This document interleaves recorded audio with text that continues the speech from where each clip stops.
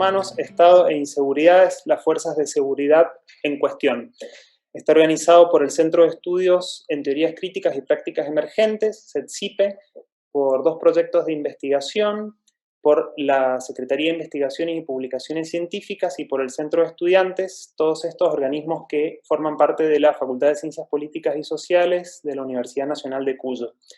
La idea y la motivación inicial de este ciclo parte de un conjunto heterogéneo de experiencias, de lecturas, de inquietudes, de trayectorias académicas y trayectorias políticas, la militancia en el campo de los derechos humanos, la filosofía política, las ciencias políticas, pero también el ejercicio docente con miembros de las fuerzas de seguridad son algunos de los puntos de partida que tenemos. Estas trayectorias diferentes, en las circunstancias que tenemos desde marzo, se unifican en una experiencia común, que es una convivencia más intensa con las fuerzas de seguridad, particularmente con la policía. Bajo las condiciones de la pandemia, esta convivencia nos despierta desafíos y preguntas nuevas. En este escenario relativamente nuevo que tenemos, actual, ya tiene algunos meses, tenemos el desafío de repensarnos como sujetos de derecho en un estado de excepción prolongado y en alguna medida legitimado por la necesidad del cuidado colectivo. Digo tenemos el desafío porque la pandemia impone condiciones nuevas y vuelve también más evidente la necesidad de trabajar sobre temas que desde las organizaciones de derechos humanos y desde posiciones políticas para simplificar, podríamos decir progresistas, resultan muchas veces difíciles de abordar. Mucho más aún en un escenario de recrudecimiento obvio de la violencia institucional, ejemplificado tristemente con el caso de Facundo Castro. Creemos que el rechazo sin atenuantes de la violencia institucional no obsta que, por otro lado, generemos nuevas instancias de comprensión y que desarrollemos nuevos puntos de vista o que por lo menos complejicemos los que ya teníamos, que no se limiten a abonar lugares comunes como puede ser la simple condena del ejercicio policial. Es impostergable, ineludible comprender, entre otras cosas, de dónde viene esa violencia, dónde se legitima y no solo detenerse en quienes la ejercen de manera más evidente, más obvia. Pensamos que hay que evitar también esencialismos que identifican a un sujeto y a una vestimenta, como podría ser la gorra, con la violencia. A la par de conocer los hitos institucionales en el ejercicio de los derechos humanos, también hay que reconocer, hay que aprender a oír los rumores que permean el campo social y que marcan también de alguna forma el campo de lo posible. Es preciso conocer mejor, por otro lado, cómo se forman los y las integrantes de las fuerzas de seguridad, lo que también podríamos denominar su currículum oculto, y también conocer más acerca de cuáles son las agendas institucionales a las que responden, entre otros temas. Particularmente las policías o las diferentes policías provinciales y la Gendarmería Nacional. Planteadas estas ideas, les doy la bienvenida nuevamente en nombre de todas las personas que hemos trabajado en esta propuesta, especialmente, por supuesto, a Bárbara y a Laura, que nos acompañan con especial protagonismo hoy, pero también al resto de las y los expositores que están presentes, y les cedo la palabra a Nazareno y a Noelia, que van a moderar particularmente el encuentro de hoy. Gracias. Gracias, Gaby. Bueno, me toca presentar a la doctora Laura Rodríguez Agüero, reiterar el agradecimiento a las 2 expositoras. Laura Rodríguez Agüero es profesora y doctora en Historia, docente de la Universidad Nacional de Cuyo e investigadora de CONICET. Participa de la cobertura de los juicios de lesa humanidad como parte del colectivo Juicios Mendoza. También integra la Comisión de Comunicación del Espacio para la Memoria, ex-D2, y es integrante de la Red de Derechos Humanos de Mendoza. Sus temas de investigación se desarrollan en torno a la historia argentina reciente, a los procesos represivos y la historia de las mujeres y del movimiento obrero. El título de la presentación de Laura para hoy es Algunas notas sobre violencia institucional y represión paraestatal a partir del caso mendocino. Bueno, y la presento. Le cedo la palabra a Noelia. Nasa. Presentamos también a Bárbara. Bárbara Ojanian es socióloga y es doctora en Ciencias Sociales por la Universidad de Buenos Aires. Actualmente dirige el programa de estudios sobre el control social, PECOS, del Instituto de Investigaciones Gino Germani. Es miembro del Observatorio de Seguridad de la Facultad de Ciencias Sociales de la UBA y del Centro de Estudios sobre Genocidio de la Universidad del 3 de Febrero. Sus temas de investigación se desarrollan en torno al Estado, los derechos humanos, la memoria, el genocidio y el control social. Y la exposición que nos va a compartir hoy se titula Una mirada a contrapelo del vínculo entre organizaciones de derechos humanos y estatalidad. Muchísimas gracias a ambas por acompañarnos y bueno, Laura, te cedemos la palabra para que empieces. Bueno, hola, buenas tardes a todos y todas. Creo que internet me está funcionando bien, pero tenía algunos problemas, así que avísenme porque puedo trasladarme. Voy a intentar acá, que es un lugar que estoy más tranquila. Bueno, en primer lugar, gracias por la invitación a Nazareno y a todos y todas las del Centro de Estudio. Me parece una excelente iniciativa en este contexto, poder discutir estos temas. Como dijo Nazareno, el tema sobre el que yo voy a hablar tiene que ver con el modo a través del cual se vinculó en Mendoza, a mediados de la década del 70, la violencia institucional con la violencia paraestatal. Si bien quienes nos dedicamos a la historia no solemos ocuparnos de temas de actualidad, a partir de esta invitación voy a intentar trazar algunas pinceladas para pensar en perspectiva histórica a un actor, que es la policía de Mendoza, y a este tema que nos convoca, que es la violencia institucional. En la exposición voy a intentar desarrollar como dos grandes ejes que van a ir de manera paralela, pero también van a confluir. En primer lugar, voy a intentar desentrañar, como decía recién, esas tramas que articulan las prácticas represivas del terrorismo de Estado con la violencia institucional en los momentos previos al último golpe de Estado. Y en segundo lugar, voy a intentar pensar la tensión entre rutina y novedad en relación con el castigo hacia lo que por ahí se ha denominado las clases peligrosas en perspectiva histórica. Cuando me refiero a que voy a concentrarme en la articulación entre rutina y novedad, lo traigo acá porque me parece que es importante porque permite ver qué papel cumplieron en la trama represiva local sus agentes y dispositivos represivos, qué mecanismos preexistentes fueron utilizados y cuáles fueron novedosos, y de qué manera eso influyó en ciertas temporalidades y modalidades que tuvo el accionar represivo en nuestra provincia. Una aclaración por ahí antes de comenzar. A lo largo de esta exposición voy a tratar de reflexionar también sobre la importancia que tiene el prestar atención al carácter clasista, racista, misógino, xenófobo, transfóbico, etcétera, que han caracterizado a nuestras fuerzas de seguridad. Creo que no ver ese carácter muchas veces dificulta distinguir entre ciertas violencias estructurales de la represión política y social que se puede dar en determinados momentos históricos. No para equipararlos, ¿no?, sino para recuperarlos como problemas tan específicos como recurrentes a lo largo de nuestra historia.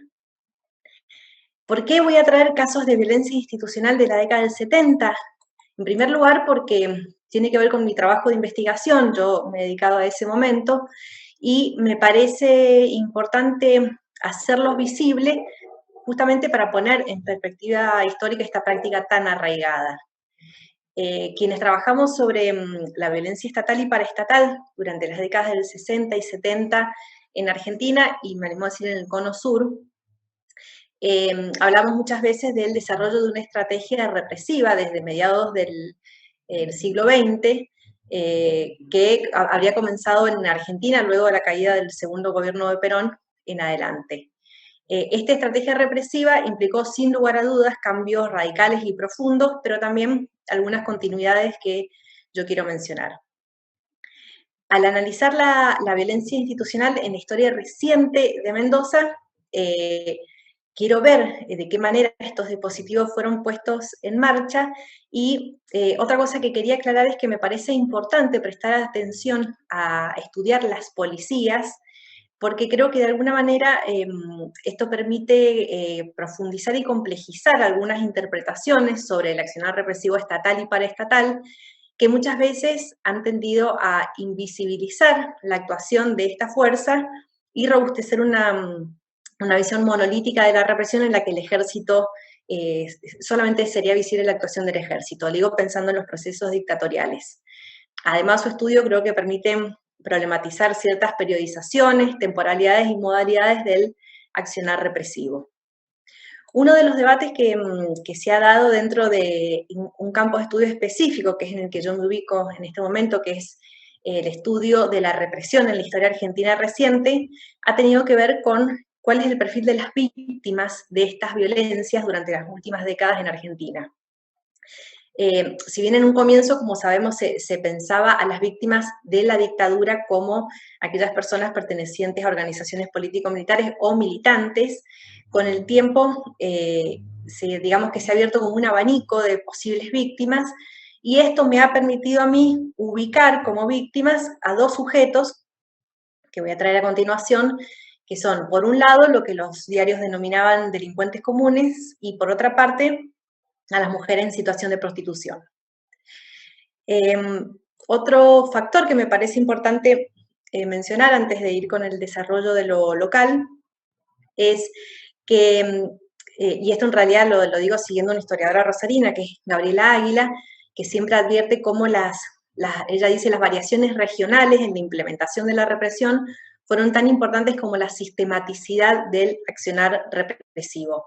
Y en las investigaciones que yo he llevado a cabo sobre Mendoza, he prestado atención a esas variaciones regionales y me he encontrado con una serie de elementos novedosos que por ahí no los encontramos en otros lugares del país, en otras regiones de Argentina.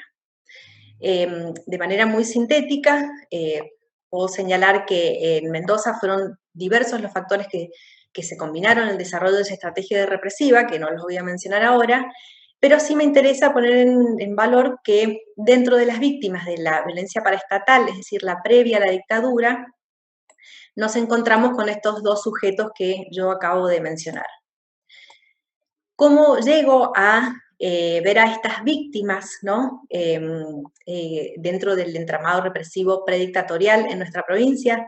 Bueno, esta inquietud en realidad me surge a partir de un trabajo de investigación que estuve haciendo, donde intenté hacer una reconstrucción justamente de qué modo se había implementado la violencia paraestatal en la provincia, y me encontré que en los diarios había muchas noticias que daban cuenta del asesinato de lo que ellos denominaban delincuentes comunes.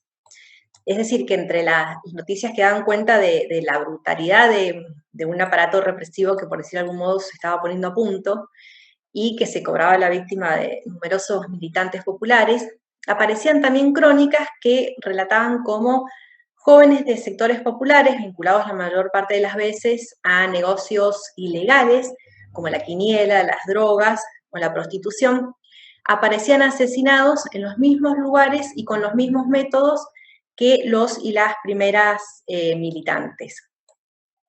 Estos hallazgos me llevaron a introducir este factor al análisis y a preguntarme de qué manera estas muertes relacionadas con los negocios policiales actuaron y se articularon con la trama represiva que estaba siendo puesta en marcha en este momento. Como todos sabemos, la violencia institucional tiene larga data en nuestro país y en nuestro subcontinente. Una antropóloga que se llama Sofía Tiscornia, que ha trabajado estos temas, ella hace hincapié en analizar lo que ella llama la zona opaca de la violencia de la policía, es decir, aquella zona en que dicha violencia aparece como una cuestión normalizada, completamente naturalizada. Ella también caracteriza, ¿no?, a quiénes son las víctimas de estas prácticas violentas. Ella dice jóvenes y adolescentes que habían traicionado pequeños negocios de la ilegalidad policial, que se negaban a ser buchones, que estaban en la esquina del barrio cuando un patrullero los confunde con alguien de quien querían vengarse, entre otros. Si bien el acceso a fuentes para investigar estos temas es muy limitado, de hecho yo a esto solamente debo decir que lo he hecho a partir del registro de diarios de la época, con los límites que sabemos que eso tiene, me parece importante comentarles, no voy a desarrollar todo el trabajo empírico porque sería eterno y muy denso, pero sí contarles que durante el año 74 y sobre todo durante el año 75 y los primeros meses del 76, son numerosas las personas que, como decía recién, aparecen muertas, además de los militantes populares, ¿no? Personas que no tenían ninguna militancia política. Yo he hecho una cuenta, digamos, provisoria de las víctimas entre el año 75 y los primeros meses del 76, y entre militantes y estas personas que eran delincuentes comunes o mujeres en situación de prostitución, he contado alrededor de 60 víctimas.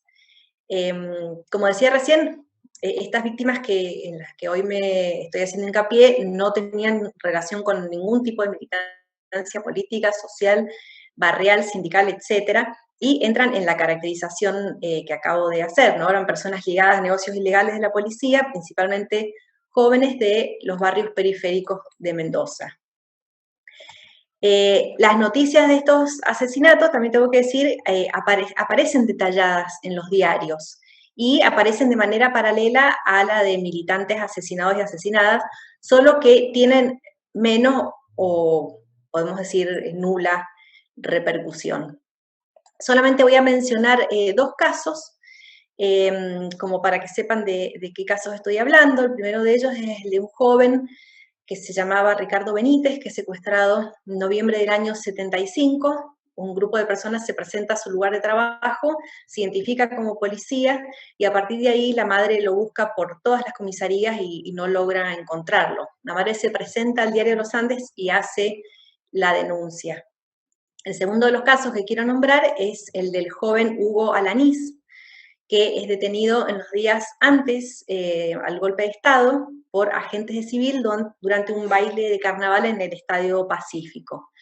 Acá también se presenta un grupo de hombres de civil que se identifican como policías y le piden a Alanís y a sus amigos que los acompañen. Los jóvenes son llevados al Palacio Policial, donde funcionó el ex D2, y es torturado. Según el testimonio de sus amigos, la policía intentó adjudicar un robo que Alanís no había cometido, él se negó y bueno, fue víctima de una atroz tortura que le terminó provocando la muerte. De ahí fue trasladado al Hospital Central donde murió. Y acá, bueno, vale la pena resaltar el hecho de que Alanís justamente estuvo secuestrado y fue torturado en el ex D2, que para quienes no son de Mendoza, les contamos que fue el principal centro clandestino de detención que hubo en la provincia. El otro sujeto, que es una sujeta a la que quería hacer referencia, es a las mujeres en situación de prostitución. Este es un tema que sí, en otra época desarrolló bastante, ahora voy a ser muy breve para que no se haga largo.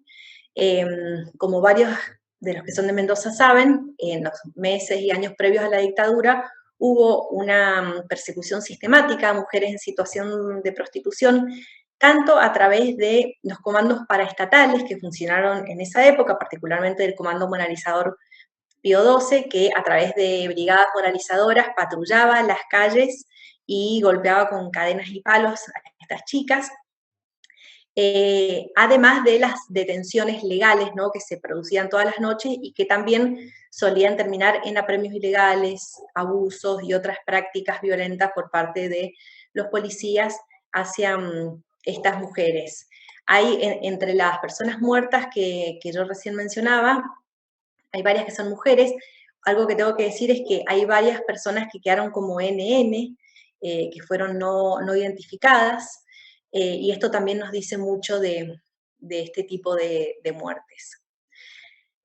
Luego de identificar a estos dos actores, ¿no?, me preguntaba qué tienen en común estos casos que nos llevan a enmarcarlos como parte de la violencia institucional que se articuló con la violencia estatal en los momentos previos al golpe. Bueno, en todos ellos se observa un mismo modus operandi, que es el mismo al que fueron sometidos los y las militantes: secuestros seguidos de torturas, muertes violentas, cadáveres con impactos de bala, muchos de ellos con las manos, inclusive los cuerpos calcinados, y los cuerpos son arrojados en los mismos lugares. Hay una serie de zonas del Pedemonte mendocino, que los mendocinos conocerán: Canota, Papagayo, San Isidro, donde este tipo de muertos era, tanto los militantes como estos otros eran arrojados. Según las crónicas periodísticas, Las víctimas aparecen luego de haber sido detenidas por la policía y todos ellos pertenecen a sectores populares. Y acá quiero hacer una brevísima aclaración, y es que el desarrollo pormenorizado de estos asesinatos, digamos, yo pude acceder a ellos gracias a que esto figura en el diario Los Andes, y esto, como lo hemos hablado con muchos y muchas, tiene que ver con el hecho de que en ese momento el jefe de noticias era el célebre escritor Antonio Di Benedetto, y él fue quien autorizó y promovió que se publicaran estas noticias. Respecto de la participación de la policía en estas acciones violentas, también encontramos que parte de las acciones llevadas a cabo por el Comando Moralizador Pío XII consistió en atentados a cabarets, siempre con una excusa de defensa de la moral y la sociedad occidental y cristiana. En relación a esto, un testigo de la época, Alberto Atienza, recientemente fallecido, que era editor de policiales de un diario de Mendoza en esta época, nos contó cómo la policía se presentaba a los cabarets, les pedía coimas, y a aquellos dueños que se negaban a pagar la coima se les colocaba una bomba, el Comando Moralizador Pío XII se les colocaba una bomba con toda esta excusa de defensa de la moral. Este punto me parece importante señalarlo, porque creo que en esto en particular podemos ver cómo se teje en esta trama represiva, cómo confluye en la trama cierta defensa de la moral y ciertos rasgos patriarcales de las fuerzas de seguridad con los negocios policiales y con la puesta en marcha de dispositivos represivos estatales y paraestatales. Acá quiero señalar que el hecho de mirar estos procesos históricos desde la perspectiva de género, desde la perspectiva feminista, me permitió ubicar estas violencias hacia estas mujeres en un continuum de prácticas represivas generizadas, dirigidas históricamente hacia mujeres y diversidades.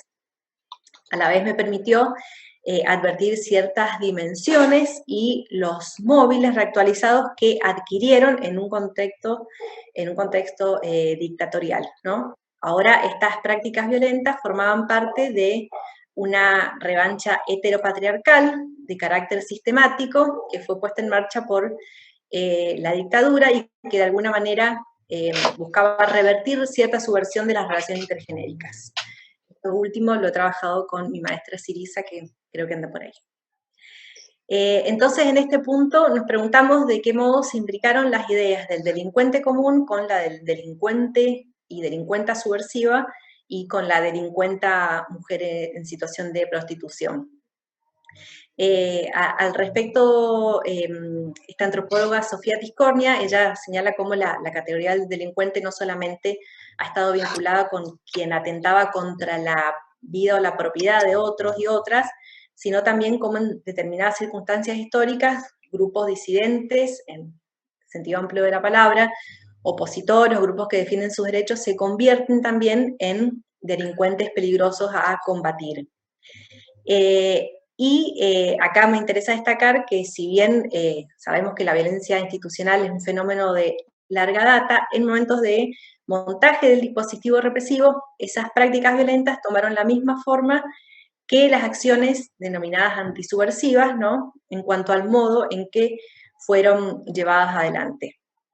Por otra parte, el hostigamiento de mujeres en situación de prostitución, que tampoco era nuevo, en estos momentos tomó ciertas características novedosas.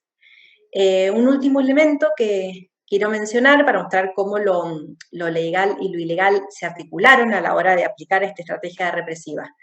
En primer lugar, señalar cómo la persecución ilegal de carácter moral y violenta de mujeres en situación de prostitución se combinó con otras medidas legales, tales como la reforma del Código de Falta, ¿no? Hay una serie de cosas que yo he ido mencionando que a los mendocinos y las mendocinas nos hacen eco al día de hoy. El Código de Falta se modificó y se incluyó el castigo a la prostitución escandalosa y al homosexualismo en ese momento. Además, bajo la idea de que las mujeres en situación de prostitución podían estar infectadas, se realizaban operativos policiales durante los cuales se las detenía de manera legal, pero esas detenciones legales muchas veces eran la antesala para una enorme cantidad de apremios ilegales que en algunos casos podía terminar en la muerte. Y finalmente, ya para ir cerrando, bueno, resaltar una vez más cómo los mecanismos coercitivos y legales puestos en juego en la persecución de estos sujetos peligrosos, tales como los delincuentes y las mujeres en situación de prostitución, de alguna manera se actualizaron y se extendieron a las personas consideradas subversivas una vez producido el golpe de Estado. Y ahora sí, para cerrar, solamente quería destacar que me parece importante poder estudiar estos procesos a escala local, prestando atención a ciertas particularidades que adquiere la aplicación de la represión en determinados lugares, en este caso Mendoza, porque creo que esto de alguna manera nos permite poner en cuestión algunos modelos explicativos elaborados en el centro del país, que generalmente son traspolados a las distintas regiones de la Argentina. Una aclaración con esta reflexión, no me propongo de ninguna manera borrar la especificidad de la represión política ejercida desde los estados dictatoriales, sino justamente poder reflexionar acerca de los modos en que ésta se articuló con otras formas habituales de la violencia, en este caso de la violencia institucional. Creo que un desafío, lo digo pensando en quienes hacemos historia, pero también lo digo pensando como en quienes integramos distintas organizaciones sociales, es integrar en las políticas de memoria estas experiencias diversas y estas temporalidades diferenciales, creo que justamente para poder complejizar estos temas.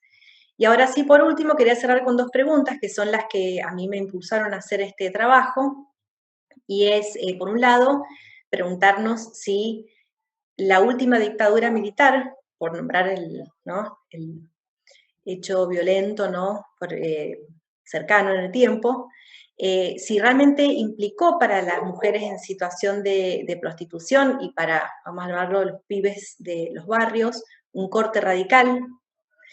Y por otro lado, ¿por qué muchas veces no se integran este tipo de problema al estudio de otro tipo de violencias? Creo que eso es importante, así como prestar siempre muchísima atención, como decía al comienzo, a ciertas marcas, las marcas del género, de la clase y de la raza, cuando se analizan estos procesos. Bueno, eso fue todo. Espero no haber sido muy larga. Gracias, Laura. Muchas gracias. Bárbara.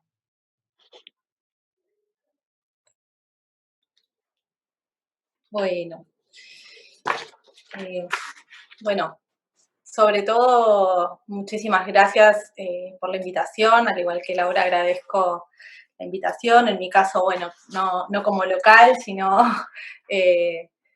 como invitada, como una posibilidad que abre la pandemia. Una de las pocas cosas buenas es que tenemos estos encuentros un poco más facilitados, en intercambios que quizás no hubieran sido tan fáciles de generar.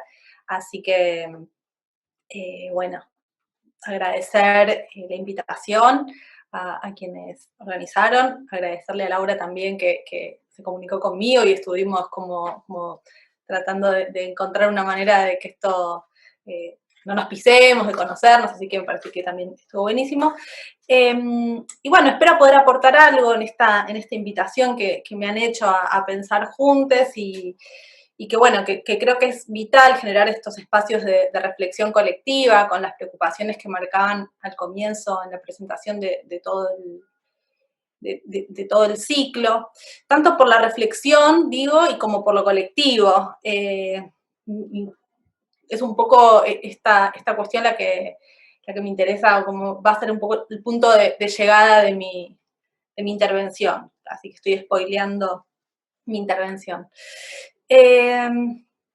Me gustaría empezar compartiendo el modo en el que voy a proponer que pensemos el Estado, desde el que quisiera partir para presentar estas ideas que propongo hoy.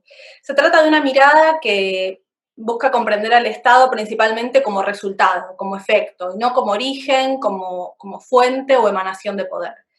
En este sentido, el Estado es el efecto de ciertas prácticas, de ciertas relaciones sociales, relaciones de poder, relaciones de fuerza, y es entonces contingente, móvil, no idéntico a sí mismo, contradictorio y en tensión.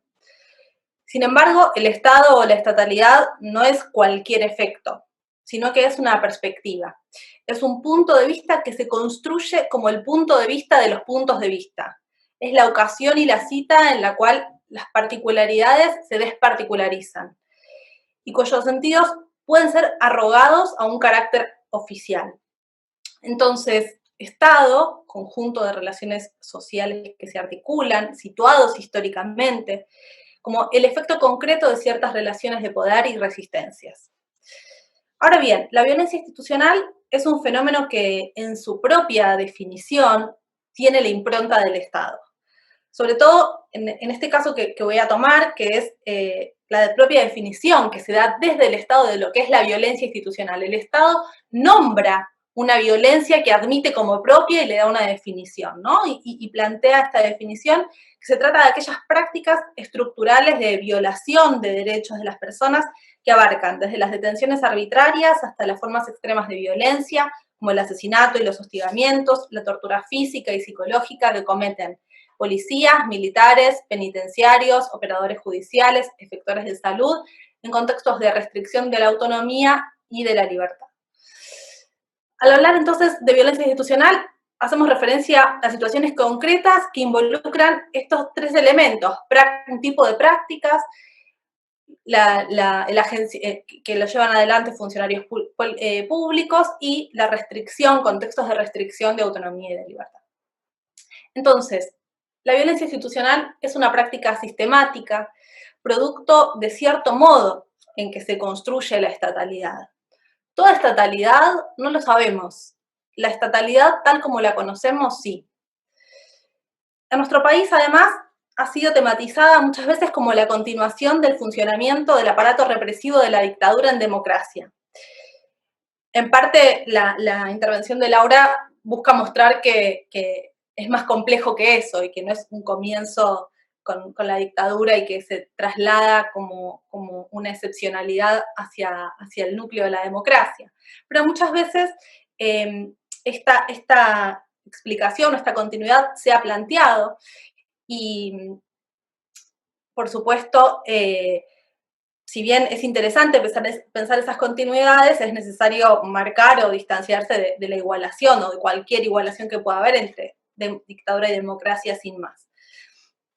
Pero entonces sí hay elementos que son productivos de pensar algunas de estas continuidades o de estos vínculos, y tienen que ver con, por ejemplo, pensar que hay ciertas condiciones de producción de un dispositivo de la crueldad, de producción de legitimidad sobre la capacidad de dispensar dolor sobre un otro o sobre una otra, que es necesario atender, que hay que reflexionar sobre esta cuestión.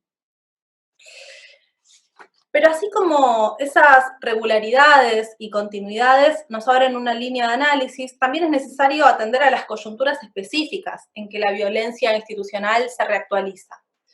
Es decir, de qué imaginario se alimenta, qué fantasmas se agitan para sostener y reproducir niveles alarmantemente altos de tolerancia al sufrimiento ajeno. Decir que el Estado y la violencia institucional son el efecto de relaciones cambiantes y contingentes no significa, repito, desatender la sistematicidad de las prácticas. La regularidad de la violencia institucional tiene como correlato la existencia de condiciones materiales de explotación y de opresión propias del modo de producción capitalista, y esto no puede obviarse. En nuestro país y en el mundo la desigualdad es un fenómeno creciente que probablemente se va a ver agudizado a partir de la pandemia actual. Es necesario entonces tener en cuenta esa desigualdad para comprender el dispositivo de la crueldad que opera en los mecanismos de funcionamiento de la violencia institucional y que requieren asimismo de mecanismos de impunidad y de inmunidad social. ¿De dónde viene? ¿Cómo surge lo cruel? Las condiciones de adversidad en las que nacen millones de personas convierten en un gran desafío subjetivo la capacidad de cuidar y proveer de lo necesario. Cuando el contexto sociocultural permite la deficiencia de cuidados en relación al abrigo, a la alimentación, a la transmisión simbólica, habilita también las condiciones para que aumente la disposición agresiva instintiva frente a la contrapartida de la formación de lazos tiernos. Ante la ausencia de la ayuda necesaria para desarrollarse, la sobrevivencia va a resultar al costo de fortalecer lo instintivo. Si la transmisión simbólica es fallida, el sujeto que allí resulte organizará su subjetividad en base a un saber externo que expulsa, odia, elimina todo lo distinto. Lo cruel deviene entonces de la intemperie, del anidamiento, del desamparo, que no llega a ser revertido por los cuidados que son necesarios.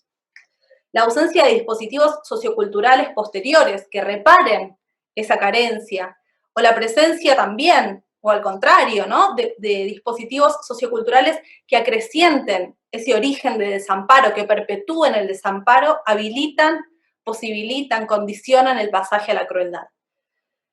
La perpetuación de la desigualdad no contribuye, entonces, a reparar esa situación de intemperie. La crueldad, como implementación de la condición agresiva del ser humano, es un hecho cultural. ¿Cómo se produce esa construcción social de dispositivos culturales de crueldad a lo largo de toda nuestra historia? Es una pregunta que debemos sostener si queremos comprender por qué persiste hasta el día de hoy. La violencia institucional es ejercida por agencias estatales, pero es producto de prácticas sociales de desigualdad que se estatalizan en dispositivos de crueldad. La violencia institucional refiere a las prácticas ejercidas por agentes estatales, principalmente de las fuerzas de seguridad. Quienes se han dedicado a estudiar la formación de estas fuerzas dan cuenta de que estos entrenamientos están marcados por un disciplinamiento total dentro del cual la obediencia a las órdenes impartidas por los superiores, sean legales o no, arbitrarias o justificadas, debe cumplirse si se quiere ser parte. Este tipo de dispositivos socioculturales son los que potencian formas de subjetivación de la crueldad. Uno de los efectos que produce la obediencia a las órdenes es la necesidad de transferir la orden. Elias Canetti describe la dinámica de una orden ejecutada como un impulso que provoca una acción y un aguijón que queda clavado en quien cumplió la orden, y del cual solo se puede liberar impartiendo otra orden, es decir, descargando el aguijón sobre otros. La descarga, ilustrada por la metáfora del aguijón, remite a un cierto automatismo, que parece activarse como algo de lo instintivo. Esa correa de transmisión, que es la obediencia a la autoridad, se caracteriza por colocar fuera de sí la responsabilidad de las acciones. La agenización de la propia implicancia se sostiene en la legitimidad que se construye de la autoridad con un respeto unilateral hacia quien se presenta como el que dicta o tiene la legitimidad de dictar esas reglas. La regla externa, entonces, es explicada así por simple referencia a la autoridad, lo cual contribuye a conformar un estado de heteronomía que facilita la desresponsabilización. Actualmente estamos atravesando un escenario que refuerza esa heteronomía y profundiza las condiciones para la desresponsabilización. Y diría que esto representa una doble preocupación que podemos diferenciar analíticamente, pero que funcionan de manera articulada. Por un lado, el contexto actual se caracteriza por un nihilismo en los términos de una desvalorización de los valores. Y por otro lado, y en parte como desprendimiento de lo anterior, vemos una erosión en la eficacia de la noción de defensa de los derechos humanos como umbral de lo aceptable o no en la relación con los otros y las otras. La desvalorización de los valores a la que me refiero no es una interpelación moralista, más bien al contrario. Me refiero a una banalización, a una trivialización, a un desarraigamiento de los fundamentos que hasta acá habían organizado el orden social, aún con sus históricas y capitalistas desigualdades. En un artículo muy interesante sobre la libertad autoritaria de las democracias del siglo XXI, Wendy Brown retoma los aportes de Nietzsche para marcar que cuando el sufrimiento ante humillaciones pasadas es vehiculizado por el resentimiento, este resentimiento se vuelve condena moral sobre aquello que se coloca como el responsable de ese sufrimiento. Entonces, la desvalorización de los valores toma la forma de una banalización moralista, lo que podríamos llamar también una moralina. Es la identificación del más débil como responsable del propio sufrimiento y como posible objeto de descarga a la vez. Es nuevamente el aguijón que se traspasa y se descarga. Severidad cruel en sus efectos, pero superficial en sus fundamentos. El problema de esa superficialidad, de esa banalidad, es la rapidez que habilita para su transmisión. No requiere esfuerzos. En la actualidad, la inmediatez de nuestro entorno contribuye a la multiplicación del pensamiento automático, de los automatismos, de la descarga. Hay una desinhibición de la agresividad como quizás no se haya visto antes. La descarga sobre el otro se observa en las redes sociales, en los trolls, en los comentarios de las noticias y claro, cómo no, en la legitimación para que esta descarga se exprese en la agresividad material sobre el otro al que se considera el culpable de todos los males. En eso, al menos en parte, es eso, al menos en parte, lo que está en el núcleo de la inmunidad social ante la violencia institucional, en esa indiferencia social ante la violencia institucional. De este marco, entonces, como decía antes, se desprende que el valor de la defensa de los derechos humanos, que al menos discursivamente funcionó para contener los límites de lo socialmente aceptable, se encuentra en un claro riesgo de perder su eficacia como organizador de valores colectivos. Incluso con las advertencias de Marx sobre el concepto de derechos humanos, hasta el polémico y manipulador uso estadounidense de la defensa de los derechos humanos cuando invadía el Medio Oriente, la institución de derechos humanos había funcionado como apelación a un fundamento válido. Era necesario apelar a los derechos humanos porque legitimaba algo. Lo que creo que está pasando ahora es que el concepto mismo de defensa de los derechos humanos, los derechos humanos como valor, no tienen eficacia de valor. No son un valor ni siquiera que valga la pena para manipular una maniobra política. Parece imponerse un encadenamiento que dice, lo hago porque puedo y puedo porque no creo en nada que me lo impida y el mundo se ha convertido en nada. Tengo la libertad de que no me importe. Es esa libertad autoritaria, antidemocrática y antisocial la que Wendy Brown llama el Frankenstein del neoliberalismo. Eso es lo que me parece que complica cada vez más en la actualidad poder generar consensos contra la violación de los derechos humanos, contra la violencia institucional. Es entonces el escenario el escenario de la reproducción de la violencia institucional en la actualidad. Y por lo tanto el escenario específico sobre el cual deben tramarse las estrategias de los derechos humanos hoy. En nuestro país, el nombre que han tomado las formas más legítimas de las resistencias en la historia reciente están vinculadas con la defensa de los derechos humanos en relación con los reclamos de memoria, verdad y justicia vinculados a la última dictadura. En mis investigaciones pasadas trabajé los modos en que el entramado de organizaciones de derechos humanos y memoria ligados a la dictadura militar se relacionó con el Estado, produciendo una estatalidad específica. Los resultados de investigación mostraron que no es posible marcar una unidireccionalidad entre esos dos agenciamientos. Ni los organismos fueron copados por el Estado, ni el Estado fue colonizado por los organismos de derechos humanos.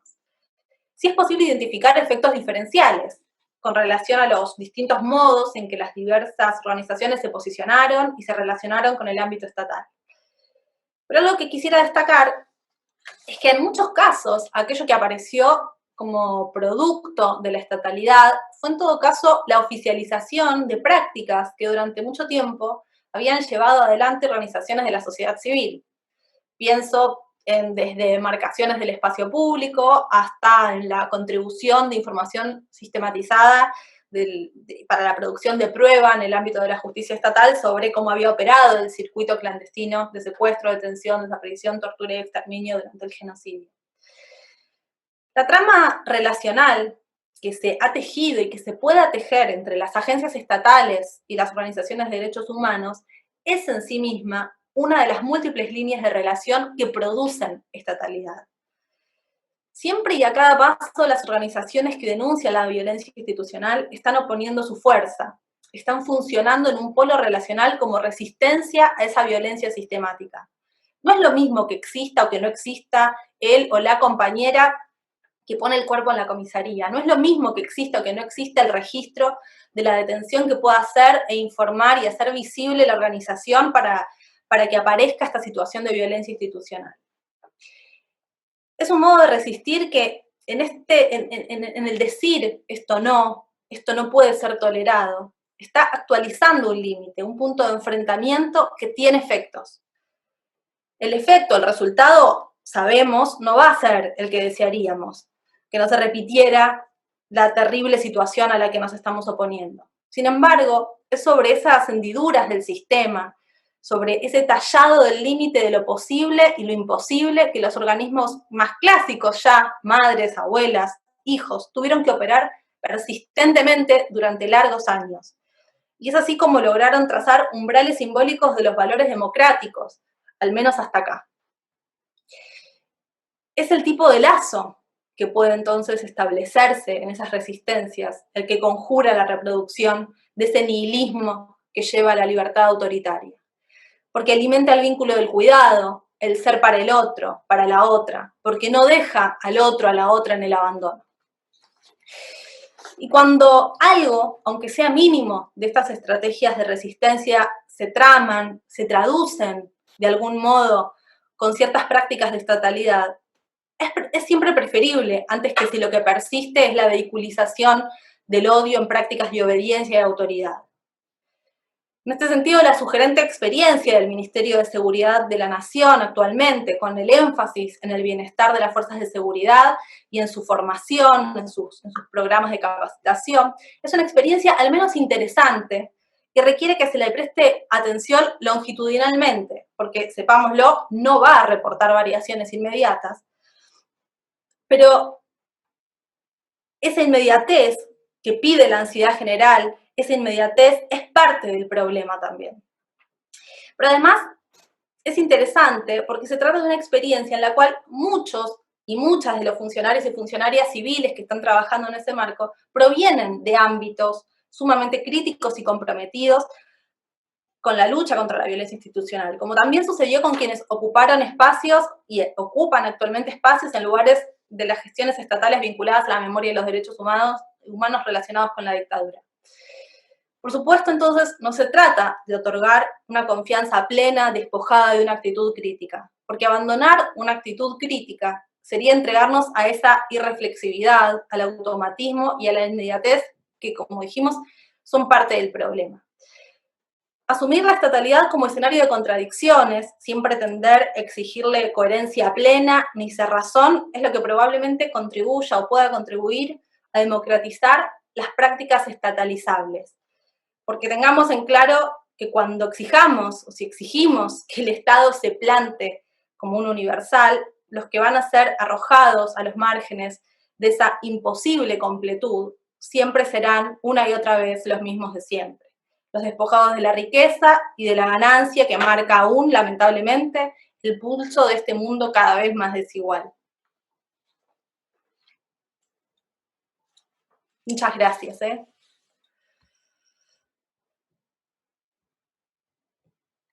Bueno, muchas gracias a vos, Bárbara. La verdad me gustaron mucho las dos exposiciones y me quedaron resonando algunos de los términos o de las palabras que usaste, por ejemplo, las preguntas, los términos y las preguntas, ¿no? De dónde nace o dónde surge lo cruel, el núcleo de la inmunidad social ante la violencia institucional. Y eso desde ya anticipo es uno de los temas centrales del segundo encuentro, ¿no? Dentro de 2 semanas, en los que específicamente, quizás desde otra perspectiva, pero tenemos la intención de trabajar alrededor de ese tema. No sé, Nasa, Noelia, si han recogido alguna pregunta o algún comentario. No, no hay preguntas todavía. Pueden hacerlas en el chat al costadito. Preguntas, comentarios. NASA. Sí, Me gustaría preguntarles a las dos expositoras, además, bueno, también me sumo a las palabras de Gaby, súper interesantes, y la verdad que son temas para charlar un montón y debatir un montón. Pero me resultó muy interesante que en las dos apareció la cuestión de lo moral como uno de los ejes que explica o que interviene en estas situaciones de violencia institucional. Y hay algo que decía Bárbara referido a la inmunidad social, y Laura lo comentó a nivel de, o lo ejemplificó, me parece, con esto de los comandos moralizadores. Digo, ahí también hay una base de legitimidad que tiene la violencia institucional de parte de la sociedad, que asumimos o toleramos vivir con ciertos niveles de violencia, siempre y cuando esa violencia esté destinada a aquellos que consideramos inmorales, por alguna manera. Estoy hablando en términos de sentido común. ¿Cómo es posible, digamos, más, o si piensan que hay alguna forma de tratarlo, cómo es posible trabajar en estos consensos sociales que trascienden un poco la cuestión de la formación de las fuerzas de seguridad o los mecanismos represivos que se van perpetuando o reactualizando? ¿De qué manera puede deslegitimarse esa violencia institucional más allá, digamos, del rol de los organismos que, como toda organización de la sociedad civil, es una expresión importante, pero tiene también sus límites hasta de representatividad, si se quiere? ¿Han ustedes podido trabajar esta cuestión a nivel de la sociedad o del entramado social en el que se van legitimando también estas violencias?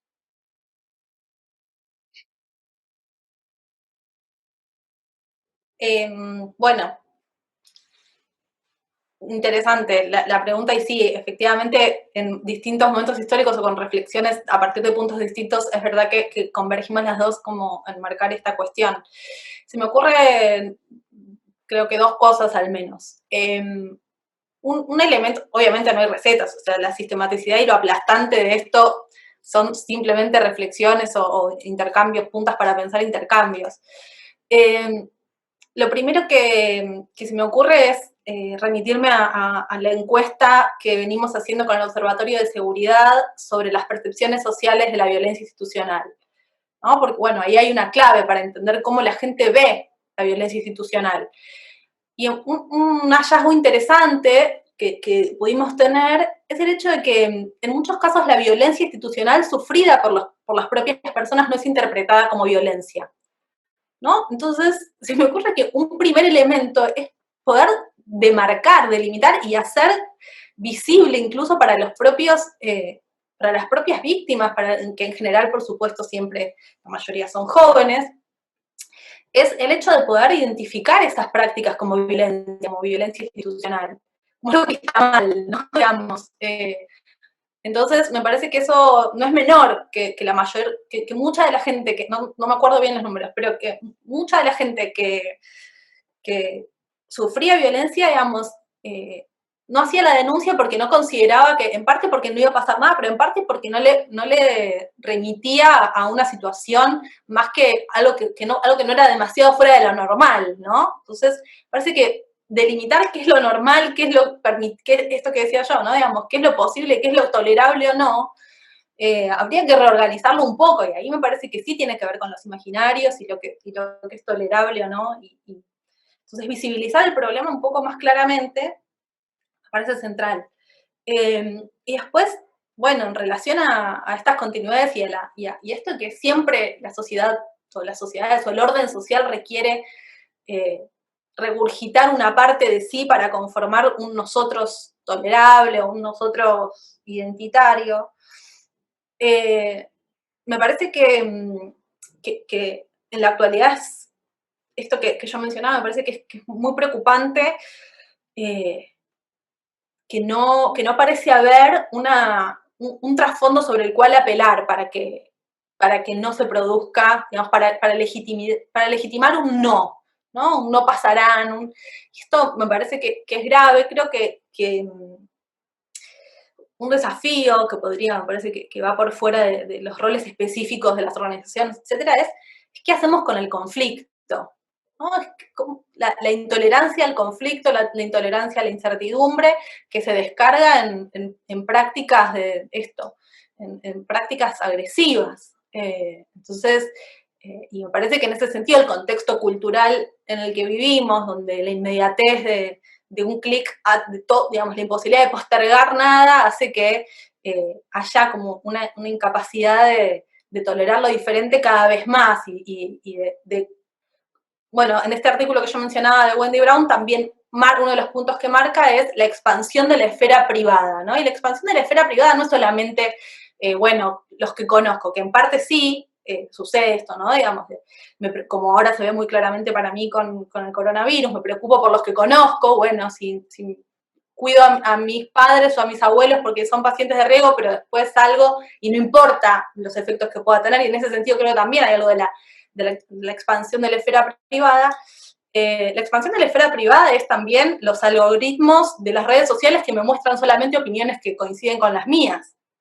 Entonces, cada vez más hay una incapacidad de ver lo diferente, de encontrarse con lo diferente, de saber qué hacer con lo diferente. Y eso refuerza la agenización y la desresponsabilidad y la idea de que no me importa lo que le pase al otro. Creo que en vez de responder qué se puede hacer, respondí un poco más que cuál es el problema, pero bueno, nada, me surgían esas ideas. Bueno, a mí también, igual que Bárbara, soluciones no sé si se me ocurren, pero en realidad me voy a colgar de algo que dijo ella y me parece que el identificar, como decías vos, identificar esas violencias, realmente desnaturalizarlas, ¿no? Identificarlas creo que es un primer paso. Cuando vos decías cómo a través de la encuesta del observatorio ustedes habían visto que muchas personas víctimas de violencia institucional no se daban cuenta que eran víctimas, pensaba y vinculaba al caso que yo traje hoy acá, en las mujeres en situación de prostitución, que yo tuve la posibilidad de entrevistar. Ellas decían que en ese momento ellas no se daban cuenta que eran víctimas de violencia por parte de la policía, porque siempre han sido víctimas de violencia por parte de la policía. Entonces no llegaban a identificarla, ellas mismas la tenían completamente naturalizada.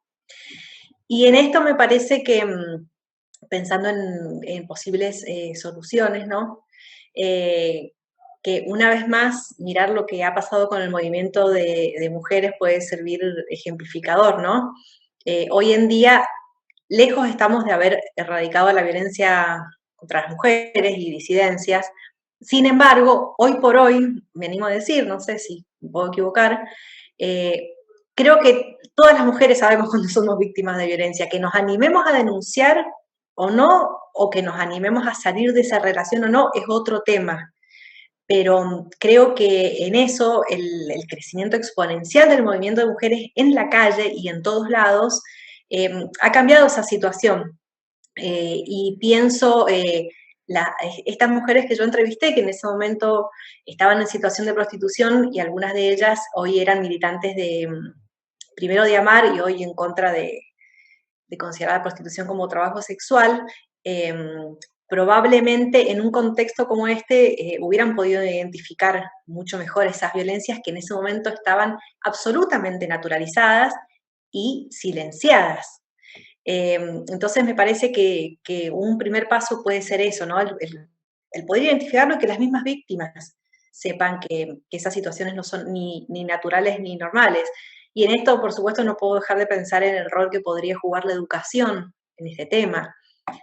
Ni hablar de los medios de comunicación, pero eso creo que es algo que hay intereses tan fuertes que es algo que nos excede.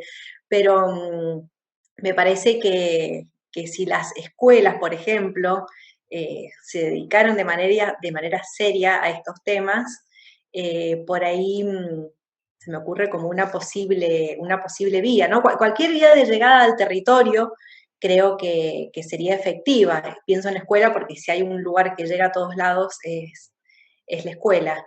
Pero bueno, eso es lo que se me ocurre decir. Después, soluciones así como más estructurales, la verdad que no me animo a esbozar. Muchas gracias.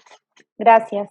Te escuchaba, Laura, y pensaba en algo que he estado charlando que hemos estado charlando en el grupo y también con amigos y amigas, esto de disputar los sentidos del cuidado, de qué es el cuidado, y mientras te escuchaba, sí pensaba en el feminismo y el movimiento de mujeres que sí ha disputado, si se quiere, ese sentido y ¿no? Esto de cuidarnos entre nosotras, de poder empezar a cambiar los focos del pensamiento. Digo, también cuando te escuchaba a vos, Bárbara, que un poco hablabas de que era cuidarnos y de que si la policía, bueno, las fuerzas de seguridad y ese rol que tienen, entre comidas de cuidado,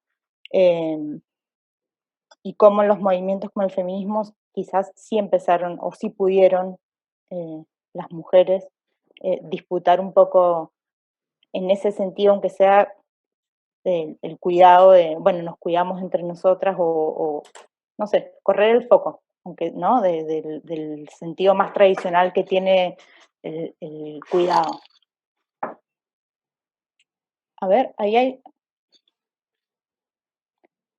hay algunas, ahora sí hay algunas preguntas, varios comentarios. Hago una pregunta y entonces después sistematizamos un poco los comentarios. Ana pregunta, ¿qué consideran clave en la formación de las fuerzas de seguridad? No sé quién quiere tomar la palabra. Bueno, la verdad es que es una gran pregunta, entonces creo que es un conjunto de cosas, la verdad que es un desafío enorme.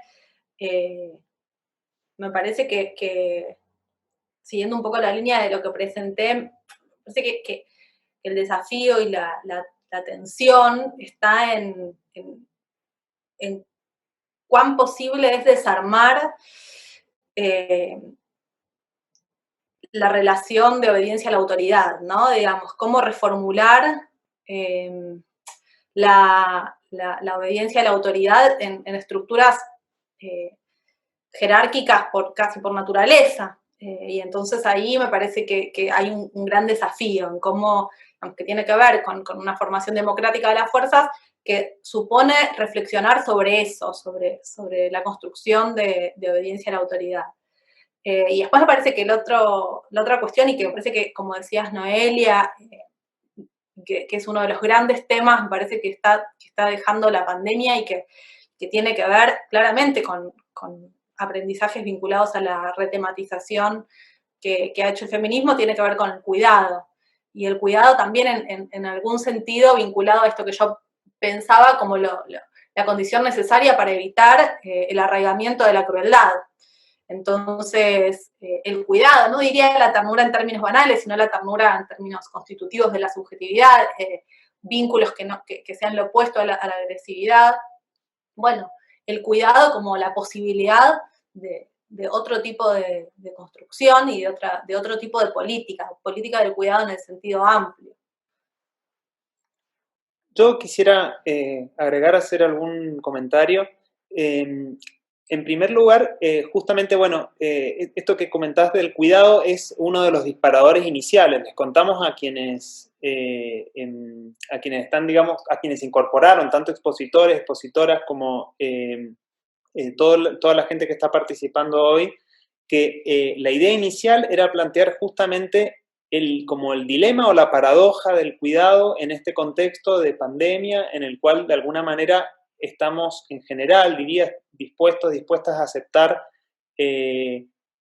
otro nivel de presencia policial que a su vez supone también un riesgo y muchas veces lamentablemente algo mucho peor que un riesgo de violencia, o sea, todo lo contrario de los cuidados. Pero la necesidad de un cuidado colectivo, de una perspectiva colectiva, es lo que de alguna manera también da lugar a ciertas formas o a un recrudecimiento, a una agudización de la violencia.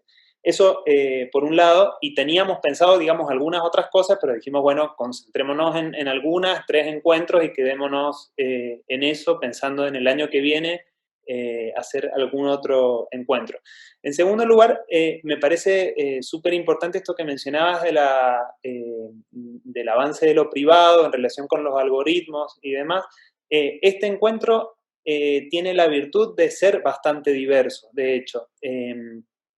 Creo que se encuentran, digamos, diferentes perspectivas, experiencias, sensibilidades y sin duda puntos de vista diferentes en relación con algunos temas, y eso me parece que realmente está muy bueno y que es importante y que es difícil, porque también muchas veces en el ámbito académico uno se queda digamos, muy limitado a las esferas de influencia más cercanas, incluso hasta a veces en un plano, digamos, de lo teórico, ¿no? De líneas teóricas.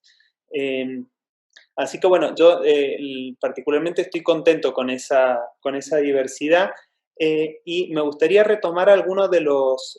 Mariana Sirimarco, quien es también una de las expositoras en el último encuentro, quiere hacer un comentario, pero no sé si tenga o no que ver con esto, pero después me gustaría escuchar a Susana, quien se presenta como parte del Instituto de Formación Penitenciaria de Mendoza y comenta acerca de la violencia institucional, y eso creo que es una línea súper importante, digamos, la violencia institucional dentro de los ambientes de las fuerzas de seguridad, de las instituciones de formación, muchos, etcétera. Así que quizás en un ratito, si quizás Mariana querés hacernos algún comentario, te escuchamos ahora y luego podemos abrir un poquito más. Perfecto. Hola a todos y todas, ¿se escucha bien? Sí, perfecto. Sí.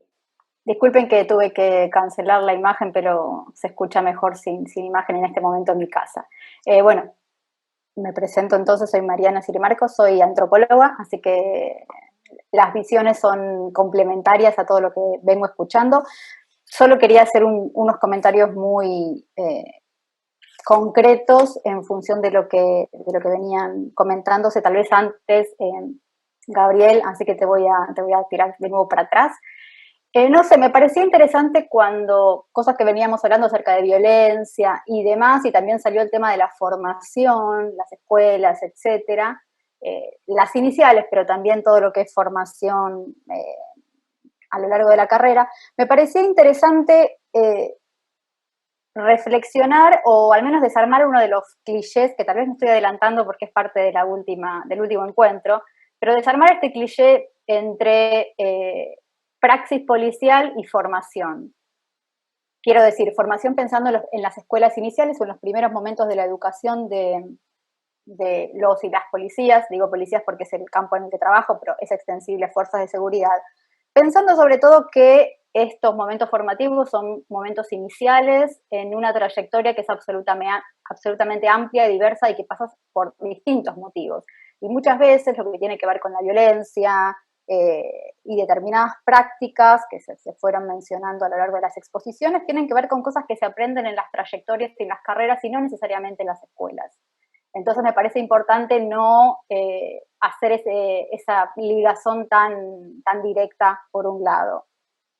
Y también me parece que es interesante pensar este vínculo entre escuelas y obediencia, ¿no? Me parece que a veces todavía tenemos ciertos imaginarios que nos han quedado acerca de lo que es la lógica de las escuelas de fuerza de seguridad, que han variado muchísimo desde un tiempo a esta parte, y donde la obediencia yo no sé si es tan así como la solíamos pensar antes. Me parece que hay muchas más flexibilidades.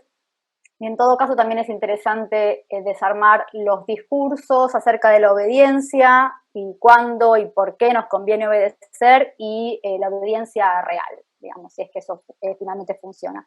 Y solo una cosa más para mencionar en relación a los comentarios que ahora estoy viendo que fueron surgiendo, que es súper interesante porque me parece que, como vos dijiste, Gabriel, nuclea varios de los puntos que se trataron, que tiene que ver con la violencia dentro de las fuerzas de seguridad, y sobre todo la violencia de género dentro de las fuerzas de seguridad. De hecho, seguramente todos conocen las redes de mujeres policías, más que nada, que estuvieron surgiendo a partir de marzo del año pasado, si no recuerdo mal, denunciando y visibilizando un montón de cuestiones de desigualdades que no solo quedan en lo administrativo, sino que tienen que ver con abusos, muertes, femicidios, violaciones, etc. me parece que es un tema para tener en cuenta porque son mujeres, como acabo de mencionar, que se piensan feministas, que surgen dentro de las mismas fuerzas, dentro de las mismas filas de las fuerzas policiales, y que están dando una batalla muy interesante, que tensiona sobre todo mucho de los límites y de los discursos que por ahí también se tienen en el afuera institucional. Digo, afuera, jugando un poco con el sentido común, sabiendo que no hay fronteras rígidas. Bueno, me extendí un montón en el comentario, pero quería dejar planteado esto. Bueno, muy bien. Quizás pensaba, hay algunos comentarios que creo que ameritarían, al menos en este momento, ser expresados con un poquito más de libertad, particularmente de Ani Socino y de Susana Rojas. No sé si, y también entiendo que Alfredo Guevara quiere también hacer algún comentario. No sé si, Susana, ¿querés comentar algo, decir algo? Te tendrías que desmutear y hablar. Ah, ahí estás, perfecto. Hola. Yo escucho muy bajito, no sé si...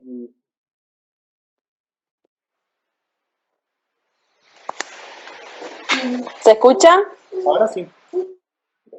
Sí. Bueno, yo trabajo en el servicio penitenciario, en el Instituto de Formación Penitenciaria. En este momento, bueno, voy a hacer varios comentarios. Considero que la formación, en un principio, en este momento se han creado 2 carreras en lo que es el servicio penitenciario, la Tecnicatura Universitaria en Seguridad Penitenciaria y la Tecnicatura Superior en Administración Pública con la orientación en Gestión Penitenciaria. Ambas carreras en este momento cuentan con todo el material de derechos humanos, la de Tecnicatura en Administración, que es la que yo hice con la profesora Romina Cucci. Bueno, tuvimos mucho derecho humano y sobre todo lo que es ética. Considero que en lo que es formación, ética es fundamental. Y obviamente en las fuerzas de seguridad lo que es derechos humanos y estar actualizándose constantemente. Después el otro comentario que quería hacer es que muchas veces la sociedad no conoce las formas de violencia institucional. Incluso nos ha pasado a nosotros que somos funcionarios, que no hemos conocido las formas de violencia hasta que nos hemos metido en el tema y hemos comenzado a estudiar. Bueno, eso, falta de información o difusión quizás, es lo que habría que hacer hincapié en eso. No sé si se escuchó. Sí, se escuchó, perfecto. Sí, muy bien. Ani, ¿querés ampliar un poco tus preguntas, sobre todo que expresabas en el chat?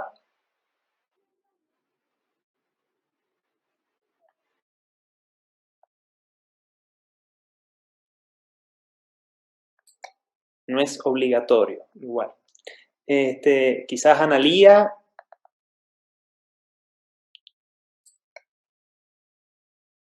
Estamos entrando en una nueva sesión de espiritismo, de las que tengo varias veces a la semana. Y si no, Alfredo.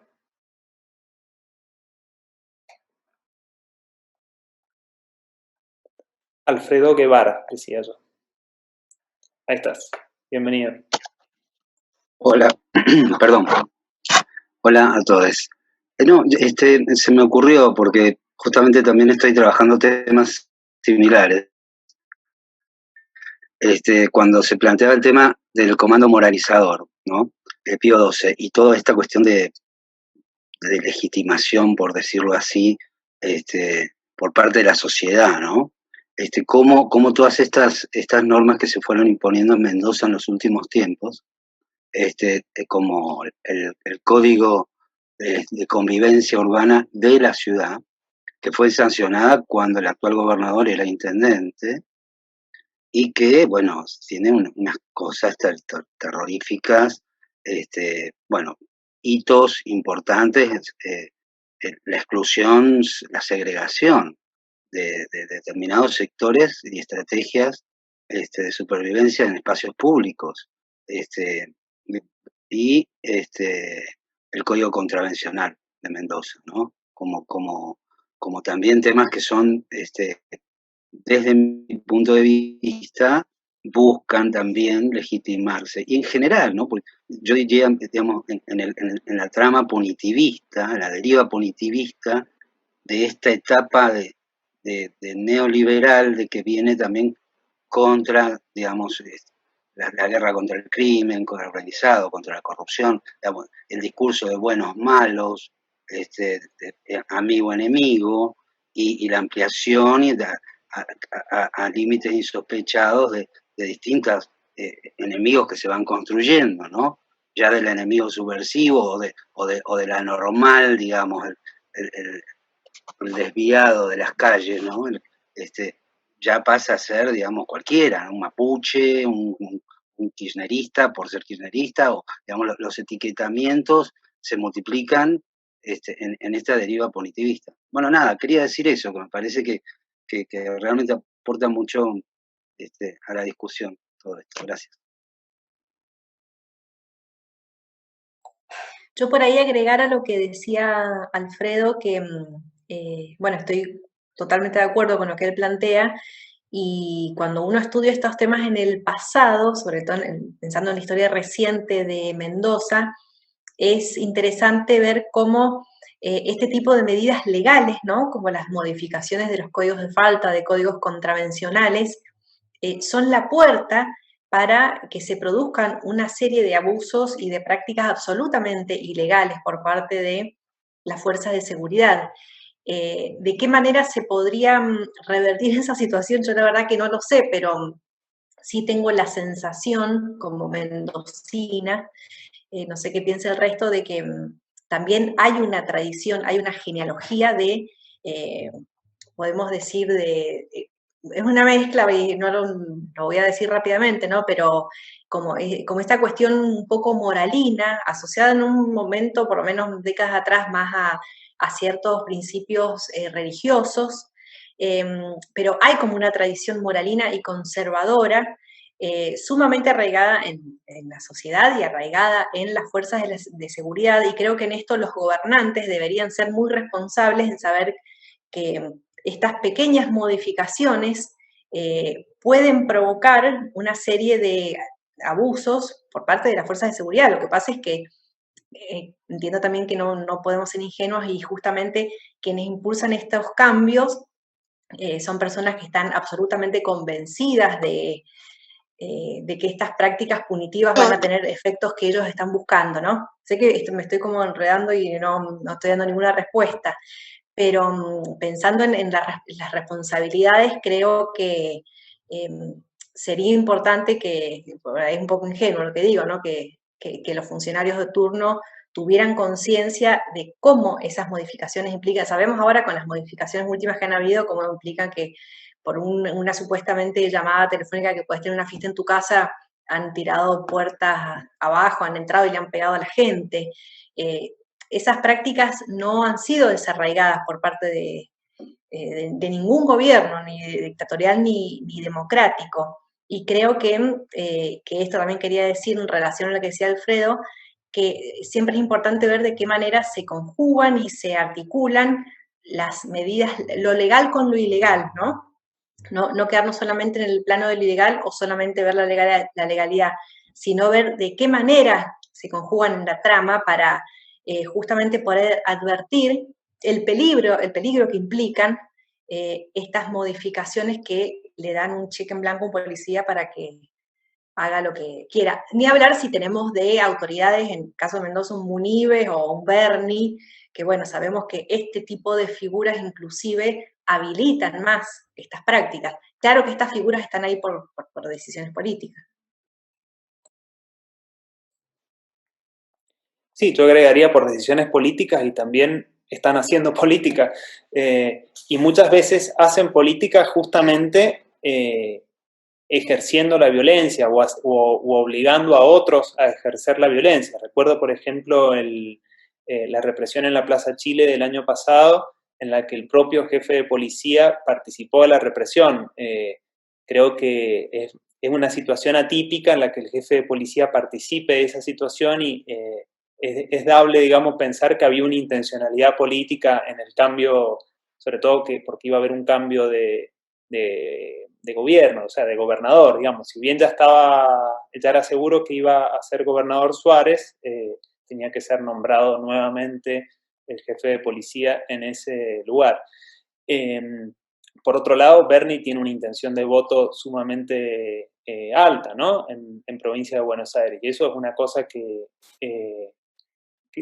digamos que hay que pensar, que hay que pensar de alguna manera, o que hay que seguir pensando, que hay que encontrar coordenadas para entender eso. Creo que algunas de esas coordenadas se han planteado hoy. Esperamos que algunas otras en el encuentro que viene, dentro de 2 semanas, partiendo de los disparadores de Ignacio Gago y de Carlos Asselborn. Carlos, desde ya anticipo, trabaja en Córdoba, en Universidad Católica y también en la Cooperativa Pensamiento Sur. Ignacio Gago y también algunos otros compañeros de él están en el colectivo Juguetes Perdidos y van a ser parte también dentro, o sea, todo ese grupo, digamos, va a ser parte dentro de 2 semanas. No sé si hay algún otro comentario, alguna otra observación que quisiera ser planteada, y si no, podemos ya ir cerrando. Estela creo que quiere... Nazareno, ¿no? Sí. Creo que Estela quería decir algo. Quiero hacer una preguntita a Bárbara. Me interesó mucho todo lo que estuviste explicando de esa dinámica, ¿no? De la violencia que busca una descarga y cómo eso se da en las instituciones. Y como es algo que me resulta como muy afín a la violencia doméstica también, te quería preguntar si se ha estudiado, si hay algún vínculo, si hay estudios teóricos o empíricos sobre cómo la violencia doméstica se puede trasladar a las instituciones y reproducirse, si hay algún trabajo sobre eso. La verdad que yo no te quiero mentir, no conozco sobre el tema. Me imagino que sí, y un poco, parece que el planteo que yo hacía un poco, una de las aristas en las que el dispositivo de la crueldad se encarna son las fuerzas de seguridad o la violencia institucional, pero claramente no es la única, y entonces en ese sentido lo que está planteando Estela es completamente lógico y esperable, y seguramente hay muchos estudios que rastreen estas dinámicas. Lo que no significa, sí puedo decir, por ejemplo, que hay casos en lo que sí quizás yo estudié un poco más o leí un poco más, que tiene que ver con los represores, con los perpetradores del genocidio, que hay casos tanto de perpetradores que hacia el ámbito doméstico eran violentos y perpetradores que parecían poder lograr una doble vida, ¿no? Entonces, no hay ninguna relación que esté sobredeterminada, digamos, que sea unilineal o unidireccional, ¿no? Digamos, un poco lo que yo intenté hacer fue marcar como algunas condiciones de posibilidad y que eso, no están totalmente determinadas porque si no, no habría posibilidad para poder pensar en alguna transformación. Y en ese sentido, del mismo modo, creo que la formación puede ser las dos cosas, puede ser un ámbito de reproducción de los valores que ya existen, de las fuerzas de seguridad, pero también puede ser un elemento de cambio, por eso me parecía importante. También la otra arista que yo marcaba tiene que ver con esta experiencia del énfasis en el bienestar, en la Subsecretaría de Bienestar de las Fuerzas de Seguridad, etcétera, porque me parece que tiene que ver con esto que decía Mariana, que además, bueno, es su especialidad y que tiene que ver con otro encuentro que va a haber más adelante, pero que tiene que ver con continuar la praxis de las fuerzas más allá del momento de la formación. Entonces, no es... hay una permeabilidad en la vida y en la reproducción de los valores que excede un único momento. Entonces, no es ni exclusivo y excluyente de las fuerzas de seguridad ni tampoco de un único momento de la vida político y social de esos individuos. Me parece que sí, el trasfondo es el trasfondo de la desigualdad, de relaciones de opresión de género, de opresión de clase, un poco recuperando lo que decía Laura al principio, que no lo señalé específicamente, pero creo que es para entender cualquier tipo de continuidad y reproducción es necesario involucrar todas esas variables, pero que no hay relaciones automáticas, pero sí continuidades que se pueden trazar.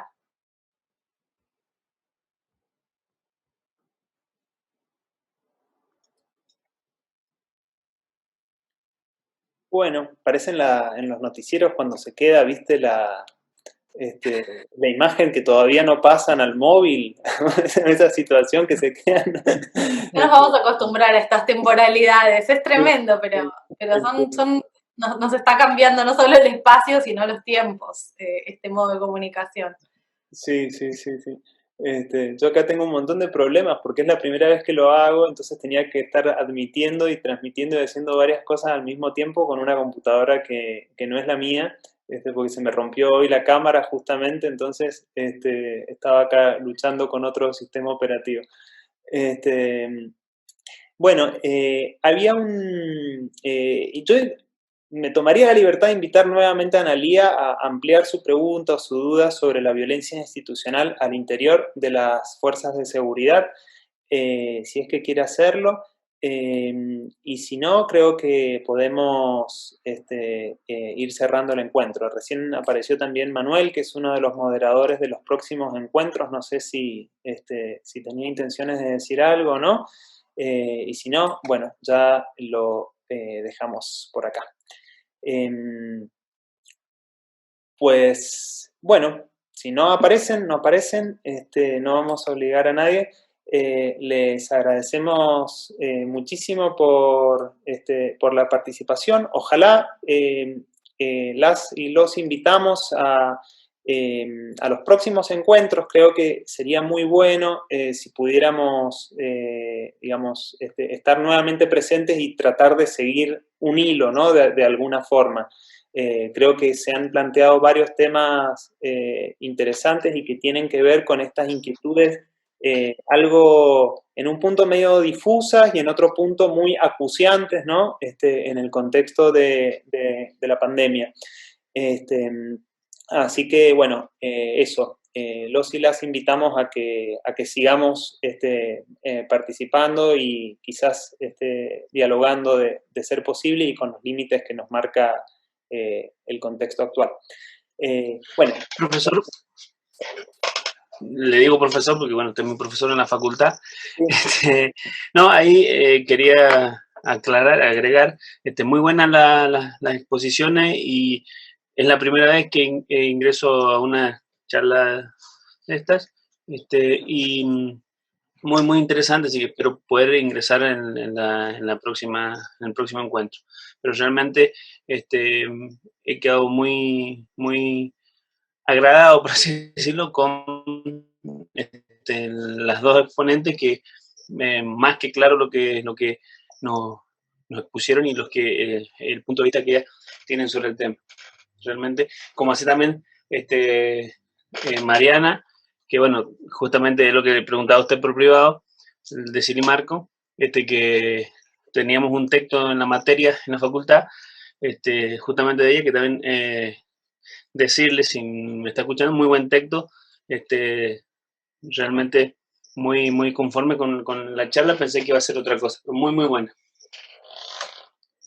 Bueno, no sé qué pensaste que iba a hacer, pero gracias por el comentario. Bueno, muy bien. Ahí Analía decía que no tenía micrófono y por eso no hablaba. Bueno, muchas gracias a todas, a todos, a todos. Esperamos entonces vernos prontito, en 2 semanas, les decía antes, con la presencia de Carlos Asselborn e Ignacio Gago, que vamos a hablar acerca de los marcos sociales, digamos, de justificación de la violencia institucional, entre otras yerbas. Bueno, muy bien.